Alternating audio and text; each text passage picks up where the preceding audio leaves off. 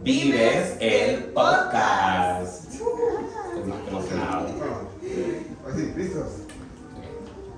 Welcome. A nuestro primer episodio de VivEs, el podcast. Hey, estoy más que emocionado, Vivian, por felices. Más que felices por este primer episodio. Así que hoy tenemos una invitada de lujo, madrina de lujo. Y vamos a darle un aplauso. Bienvenida. Así que nuestra invitada de hoy es Andrea Michelle Kennedy. She's a graduated teacher from the University of Murray of Washington, D.C. She's married to Adam Kennedy and has two kids, Cody and Cecilia. That's right. And she's been coming to Honduras during about 6 years. 6 years, yes. Coming twice or 3 times every year. She volunteers with NGO which name is Art for Humanity. Andrea is the leader of a team visiting Honduras right now, and they are all volunteering at the Honduras Independence Bilingual School here in Kimistan. And today we're in company also with Pamela, PAM trainer, and Nicole. Yes, it's really cool, and we are honored to have you here with us in the first episode of our podcast, VivEs. So Andrea, welcome. We're so happy to have you here. Well, thank you. I'm so happy to be here again. I'm very excited. This is exciting that you're doing this first podcast, and I'm very honored that I get to be a part of it. Yeah, so we're here because we will talking about good life, opportunities, success, lifestyle, politics, and relation, and more. So, Andrea, we're gonna ask you some questions. Okay. So, Andrea, could you please tell us how did you decide to come to Honduras and what keeps your coming every year? So I actually did a mission trip with my church back in 2000. I want to say 15. I'm not exactly sure on the date. And I went to Costa Rica, and we worked over there building an after-school program. It was a wonderful experience. We worked very hard. I found that when I was there, however, I did not get to meet many locals of the community. We basically worked with each other, however, we did not work with any locals. I didn't really get a feeling that I was helping in the long run. And then, speaking to my pastor, David Bonney, I was introduced to Glenn, who is the head of Art for Humanity, and he told me a little bit about what they're doing, what you all are doing over here, making the lives of Hondurans better, setting the children first and foremost up for success to be leaders, and that really appealed to me. So I decided to sign up for a trip and went for my first trip here in the summer. I think it was 2017 or 2018 maybe, and fell in love with HIBS. The teachers, you all are just so energetic and passionate about what you do, and what the students were learning, and just seeing the growth just really inspired me and wanted me to keep coming back. So, there's the construction to help, physically build onto the school and make it a better environment for learning, in which we come back in January like we've done here this week, but also coming in the summer when the students are in session, and, being able to teach with the teachers, and just see the growth, and it's been amazing to watch, and my heart is here. I actually have my necklace on, and I don't know if you can barely see it. I had a lady make it for me, and it's Honduras. It's probably backwards right now, and there's a tiny little heart in it that's supposed to be right about where Kingston is. Yes. So awesome. And I love it here, and I love what you guys are doing, and I like to be a little part of it, and it's nice to be a little part of it. So. Okay, just to do some context, Honduras Independence Bilingual School is a private school, but we're doing something kind of different, excuse me, because we have volunteers coming here to help us. This is this is a private project, but it's not really a private project because so many people are getting involved in helping to build, to sponsor some students at the HIP school. So that's what makes HIPs special, not only for us, but for people who comes and visit us and get to know us and how we're working.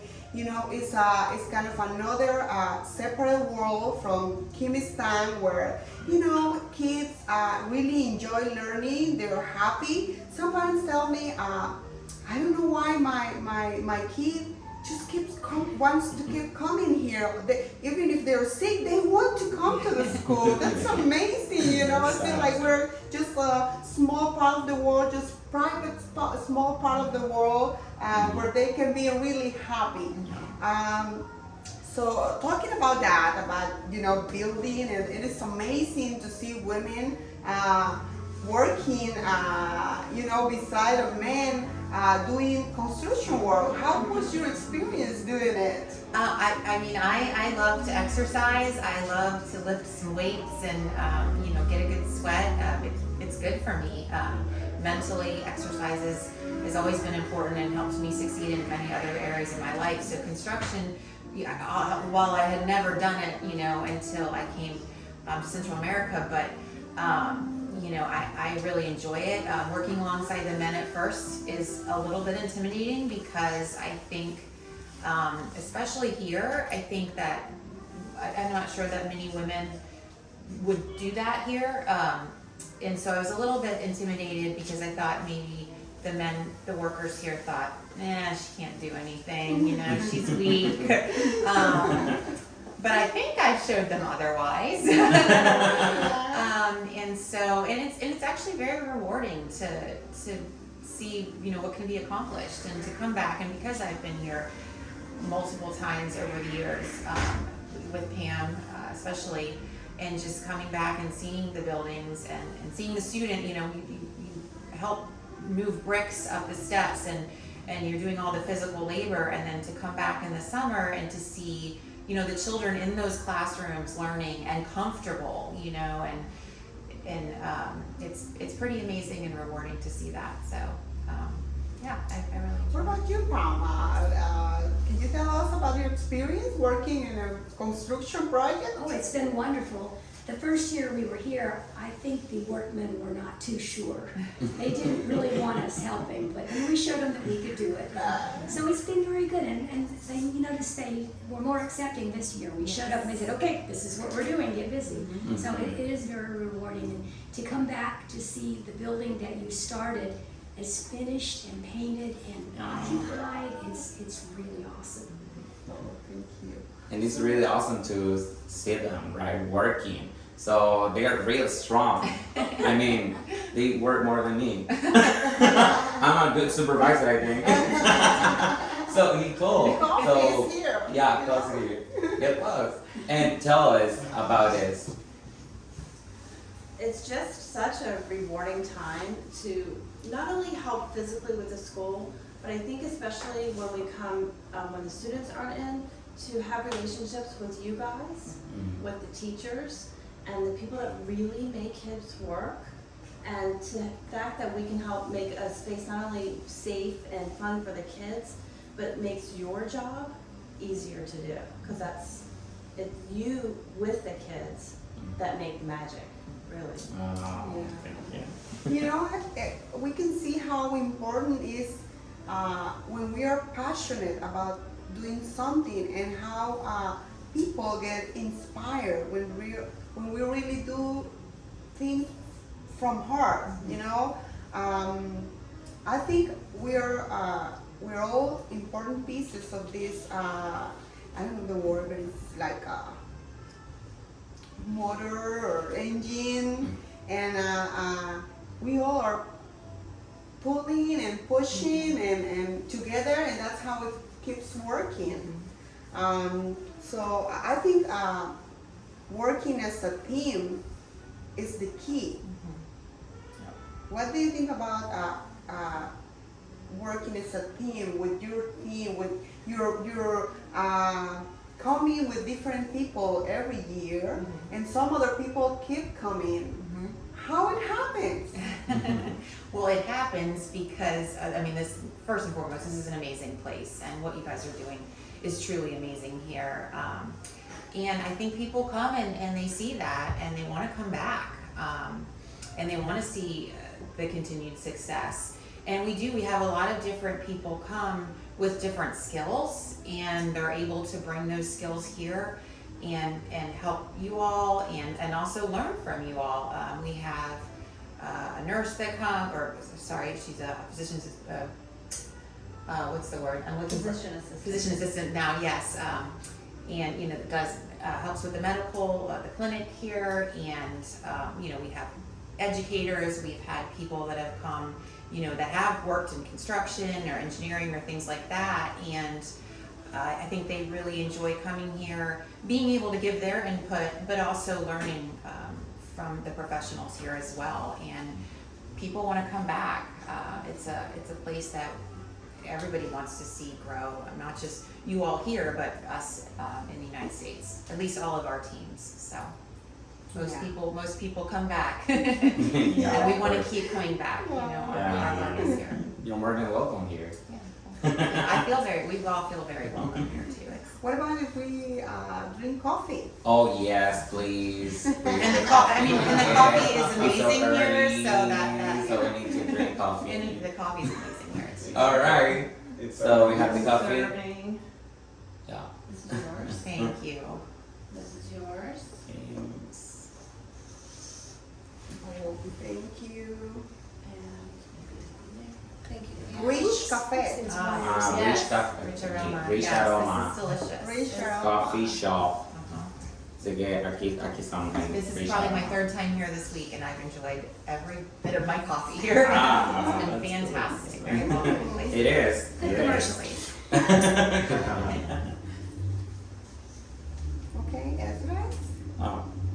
About Honduras, you have any experience about, you know, anything that, you know, impact your life, like a big experience you have here in Honduras? Here in Honduras, wow, I mean, I guess there's been many, not just one experience. There's just been many little experiences that kind of equate up to what has impacted me here.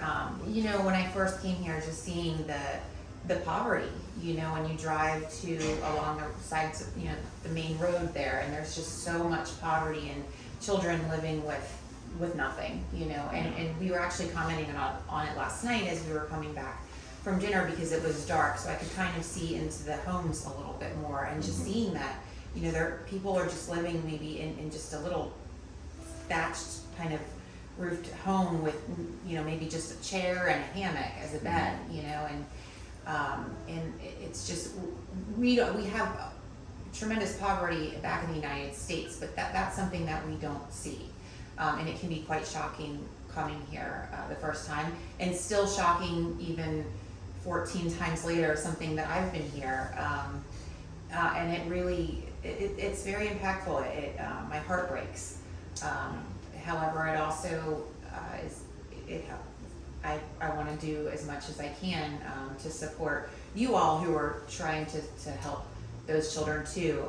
And you know, I've had the opportunity to visit some of the students, the less fortunate students that attended HIBS or have attended HIBS now, and see their homes, and the fact that they can, you know, go to HIBS and go to school and get an education and hopefully, you know, better their lives, is just so promising, you know, and seeing them in the school environment where they're thriving at your school, you know, is just incredible.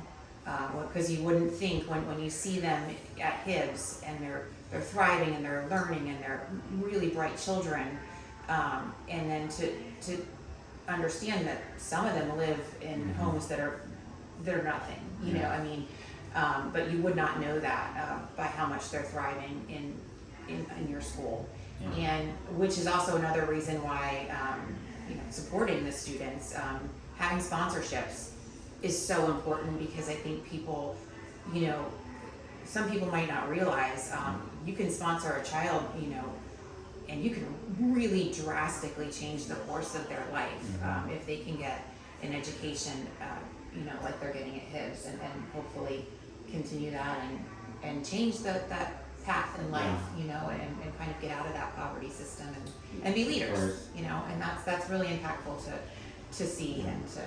And I think that is our vision in our school, to change those lives. Yeah. Right. So we're working hard on that, and also with your help. So it's a big opportunity. Yeah. So it's a big blast. Well, you know, and it's, I've talked to a lot of the students over the years and talked to them about, well, what do you want to do in the future? What do you want to be? What's your dream? And these, you know, your students are not students who say, you know, I just want to go dig holes, or you know, they want to be lawyers, they want to be doctors, they want to be educators, and that's incredible because and that's what they say, you know, I'm going to be that, and you've already given them just that opportunity to even have a dream. And I think there's probably many more than not students that or children in this country that wouldn't even say that, they wouldn't even have that dream. They wouldn't even think it's possible. And I think the students at Hibbs, you're giving them an opportunity to dream and to also, and to then plan and to hopefully succeed, you know, and that's incredible. Oh, thanks. What about, what was the first thing you saw in Honduras that most, you know, surprised you or amazed you? I think what Andrea said about the poverty, and we went to visit one of the students the very first time we were here, and it was just unbelievable. And then to find out that this little boy walked miles. He was like 6 years old, and he walked miles to go to Hibbs, making himself a better life. I think he's probably close to graduation now. I don't know. No, not quite. But that was very amazing, and to see what.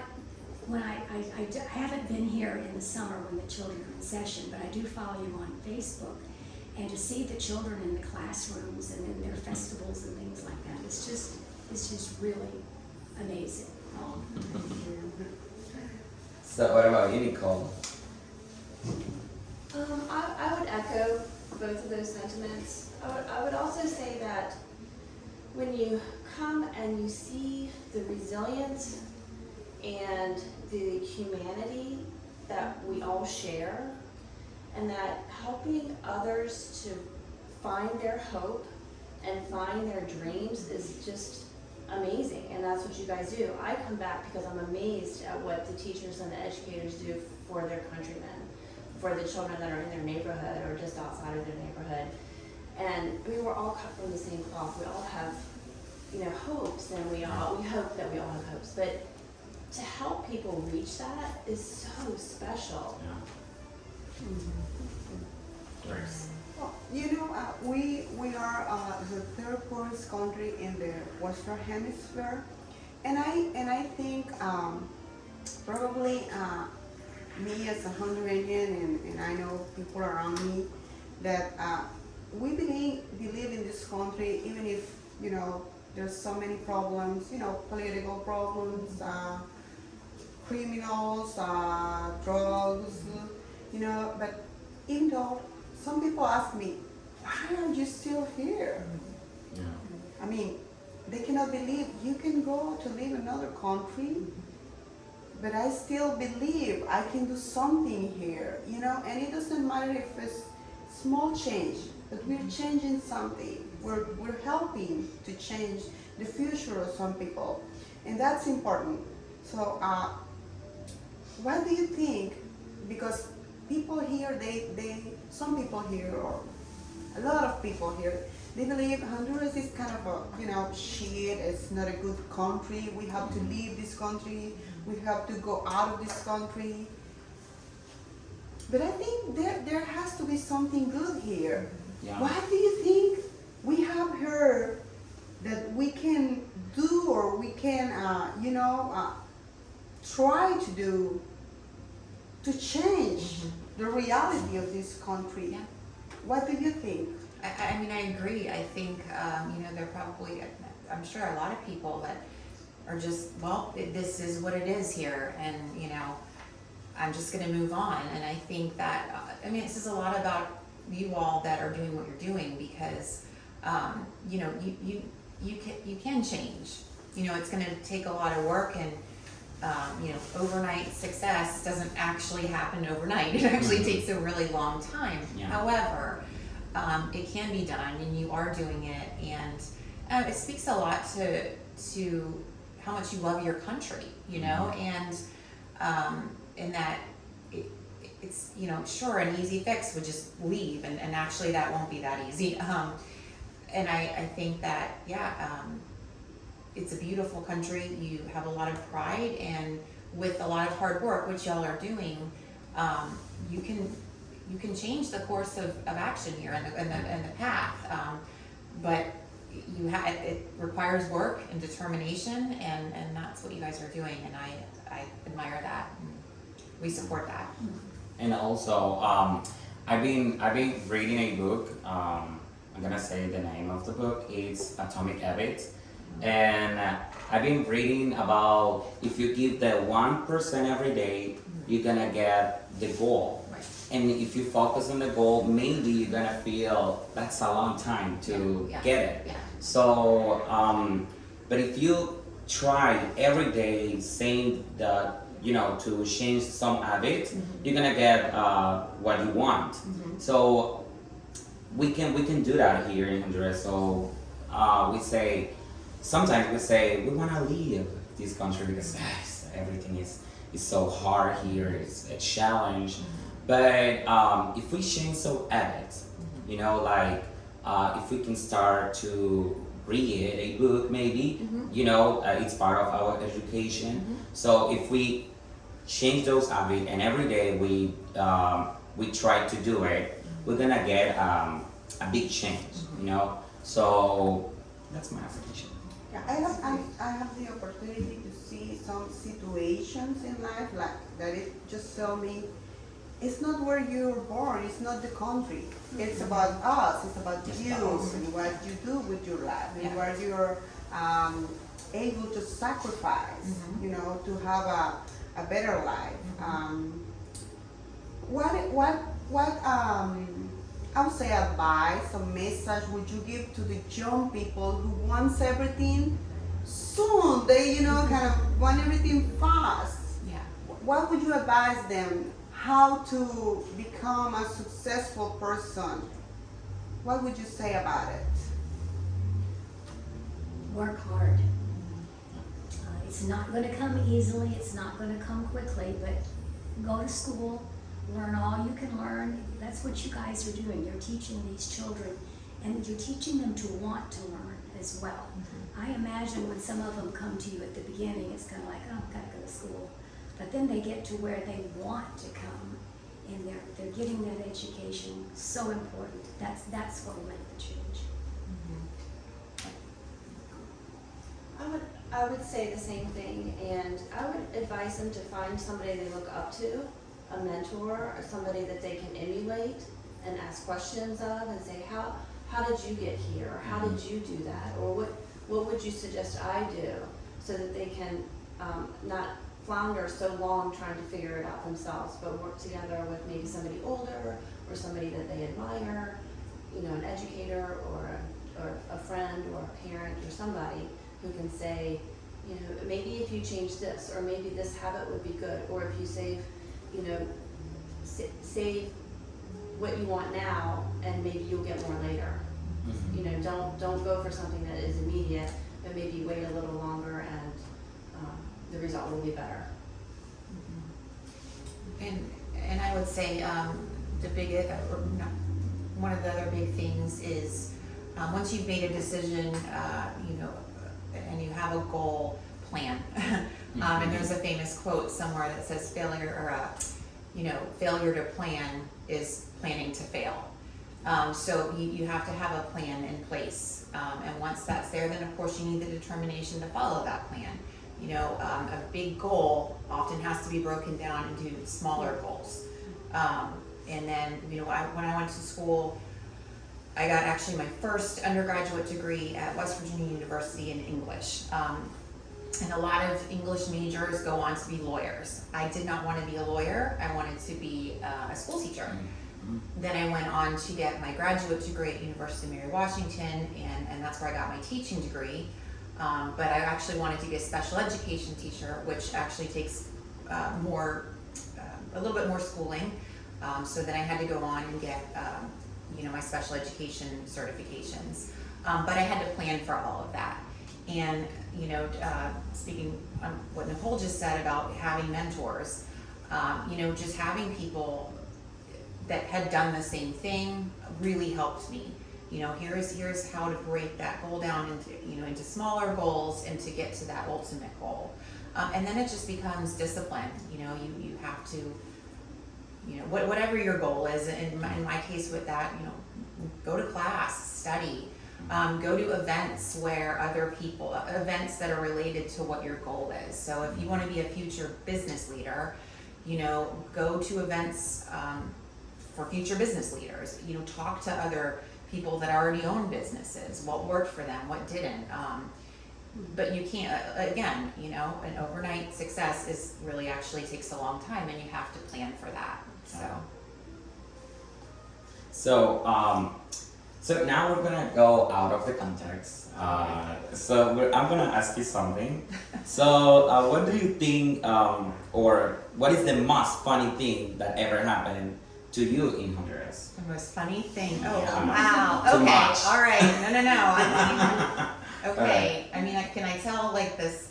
You can tell. Okay. Well, we were, and I'm gonna try to tell this in a way that's gonna make sense, and it probably won't. But one of the first summers we were here, we were working on a teen pregnancy prevention workshop to kind of educate, some of the adolescent teen students on, the importance of, waiting until they're married and secure in their education and a job to start thinking about having babies. And so one of the activities that we did was to, we had the children have egg babies.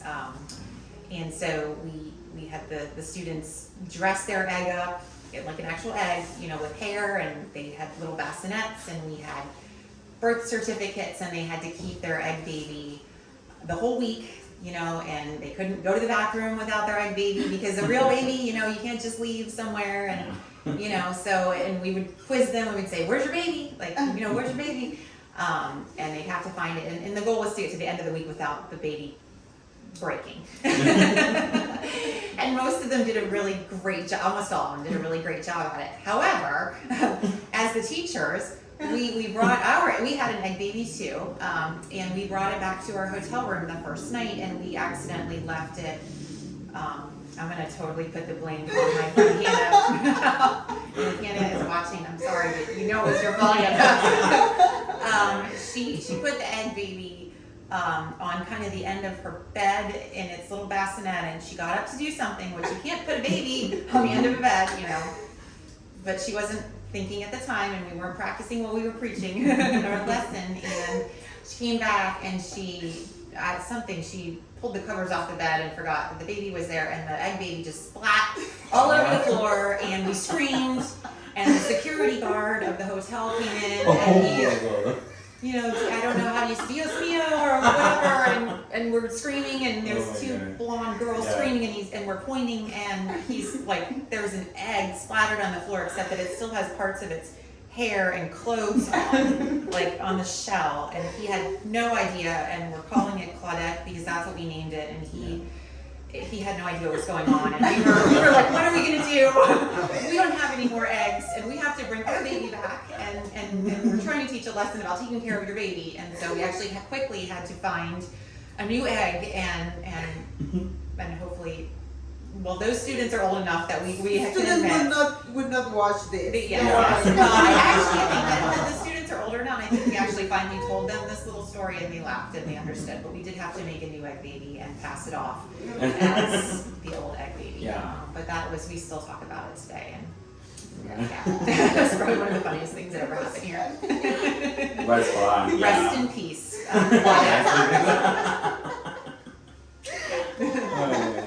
So what about you guys? Do you have any experience here? Fun experience? No, we don't. Or- We don't. I don't work with the students, so I didn't have anything funny like that. So we're just serious work. Okay.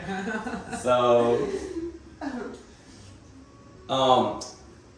other question that we can make too is what adjective we use for Hondurans? I would just say heart.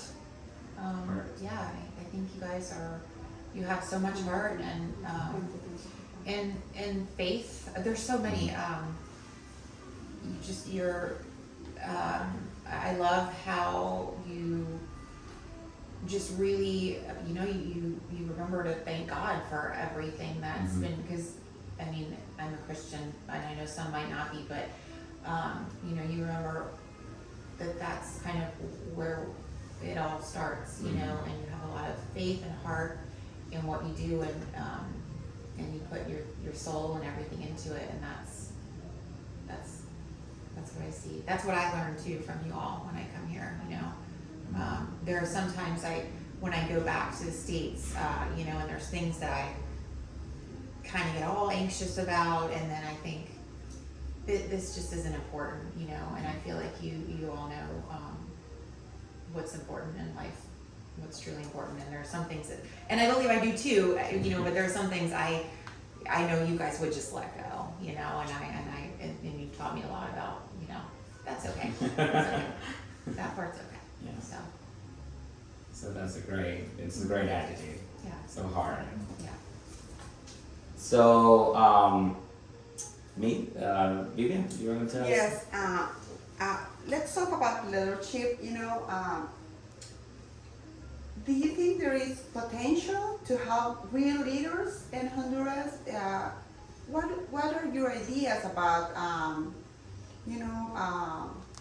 equipping the young people with tools to become a good leaders? Oh, in this country? Absolutely. I've seen it through you all.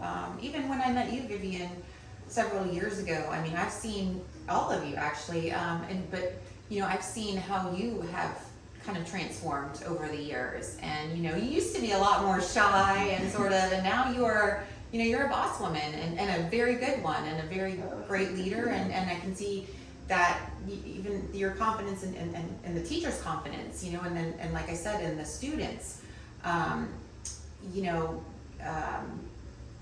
just show, again, back to, it all goes back to, setting them up for success, and then believing in themselves.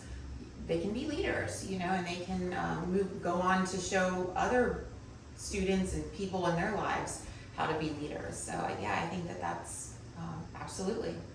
And you guys are proof of it, Okay. As a mother of two, it is amazing how you keep always active. It seems like you're always doing something. Yeah. And we really are inspired. I think we're surprised by how your life is, and how you're always trying to help people. You're always doing something. How is it possible? We see you on social media. Well, first of all, coffee helps. I think I've never been the kind of person that can kind of sit still. And so I was kind of naturally born a little bit with a little bit of, I just have to move. But I feel like it's fulfilling for me to do things to help others. I wear this ring on my finger that says others. I heard a sermon from my pastor a long time ago about the William Booth, who started the Salvation Army, and his very last message at Christmas, he was already in retirement, he was kind of old, and they said, what is your Christmas message to the whole organization? And that was back when it was telegrams, and it was, every word cost something, and so his word was others. And so my pastor had given me given our church a sermon about that, and it really resonated with me. And so I wear it on thought about getting a tattoo maybe someday, but I have it on a ring. and it guides me, you know. I just, I have been, you know, I was fortunate to, been able to reach my goals. I mean, I worked hard for those, and I do have, you know, I find that I do have, a lot of times people think they don't have time, but sometimes you have to make the time, and I've sort of kind of tried to carve that out and try to help people, and just, and it's fulfilling for me, so I like doing it, and, you know, and then I like to move, I like to continue to work out and exercise, which also keeps me going, you know, so, yeah. Yeah. So, you have any advice to all those women to be succeed like as a woman, you know? So Well, I mean, I think as a woman, you just don't sell yourself short. I mean, we're all equal, and actually, you know, everybody brings something different to the table, you know, and sometimes women have a different perspective, you know what I mean, and that men might not, and we can kind of equally bring our perspectives together, and I think that's the biggest thing is that, you know, you can do just as much as a man can do. Sometimes they can do certain things more, and sometimes you can do certain things more better. It's just kind of keeping that in mind, and just, you know, and don't let anybody tell you otherwise, you know. it's good. So, do you have any advice for the women here in Honduras to success, you know? Oh, I agree with Andrea. It's just have confidence in yourself. We just went out to the farm that they started a few years ago. CAO, C-A-O. Don't ask me how to translate it in Spanish. And there is a lady who runs that, and she is awesome. She knows everything there is to know, and she tells the guys what to do, and if they don't do it, then it's a little problem, but she has the confidence. I think that's the biggest thing, is to have the confidence in yourself. You can do it, and don't let anybody tell you you can't. Yeah, especially, you know, in a country where maybe you have heard about machismo, and Yeah. in here in Honduras there is a lot. But I think, you know, we're changing, and women are every day are, you know, better educated and ready to lead. Mm-hmm. Yeah. Well, it's been so nice being here with you. I don't know if you want to ask you them anything else. Oh yeah. So the last question about Honduras, because you like our culture, you know, spend time with us. What is your favorite Honduran food? My favorite Honduran Food. food. Okay. Well, I guess coffee's a drink. Good coffee. Yeah. I don't know if it's, well, there's a couple. I don't know if they're specifically Honduran though. I really love the fruits, the spiky fruits. Is it lychee or Licha. Licha. The licha. Yeah. And you know, baleadas are Baleadas. really good, really good. And then I believe Karen had made me, or I got to sample at his when you did the festival with all the departments. We were, which is an amazing festival, by the way. You'd have to come in the summer to do it, but all the different departments, and they have, you know, they're all in different clothing for it, and all the different cultures that come out of it, and we got to try so much food, so much food. But there was like arroz con leche. Arroz con leche. Arroz con leche. Yeah. I really enjoyed that. So it's a tough one. It's a tough one. How about you guys? You have a favorite? Yeah. Oh, I got hooked on the baleadas the other day when we were here at the coffee shop. Yeah. I like pretty much everything, and like you say, the fruits are fabulous. Really good. So Nicole, she's so strong. She looks like so fit. I wish so. But your favorite food? I love the plantains here. They're always, And always, always. like fried, crispy, Yeah. breakfast, lunch, dinner, all the plantains. And the fruit. All of the fruit is so yummy here. So much better than ours. Okay. Sure. So it's was a pleasure and there to A word to say goodbye to people. Yeah. Pam, and then Nicole, and then Andrea. Okay. So, do you want to say something to our friends and our friends? Yeah, and the social media.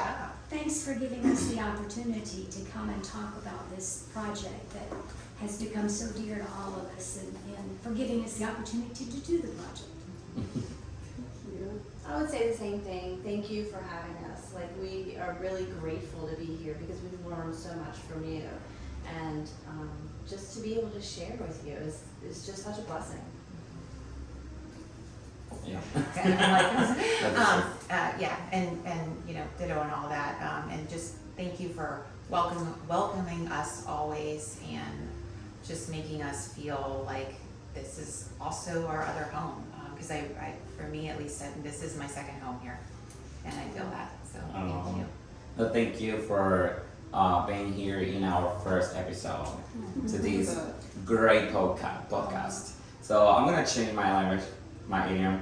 Muchas gracias, de verdad. Estamos más que emocionados porque pues este es nuestro primer episodio, y para ser el primero fue excelente, ¿verdad? Todo lo que hablamos, todo lo que dijimos aporta algo, y de eso se trata este podcast, aportar algo para nuestras vidas, ¿verdad? Para que vayamos teniendo una mejor calidad de vida. Así es, y esperamos sus comentarios, sus sugerencias, sus ideas de qué temas podemos abordar. Queremos hacer un podcast, un programa que ayude a las personas a tener una mejor vida, a tener éxito en la vida y cómo conseguirlo, ¿verdad? Así que muchas gracias. Muchas gracias, hagamos grande esta comunidad de VivEs, el podcast. VivEs. Bye. Bye.